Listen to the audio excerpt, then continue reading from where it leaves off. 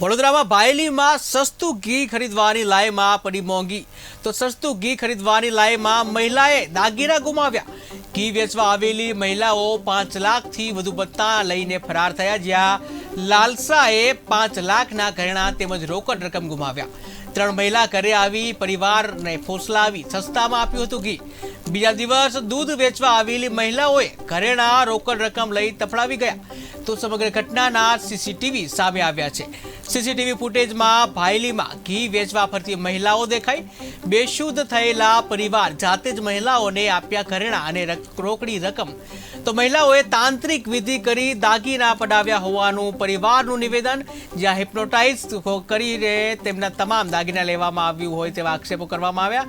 તેમજ અમે જાતે જ આપી દીધા હતા ઘરેણા અને રોકડ પૈસા તેવું જણાવ્યું। તો સમગ્ર મામલે તાલુકા પોલીસ સ્ટેશનમાં પરિવારે ફરિયાદ નોંધાવી છે।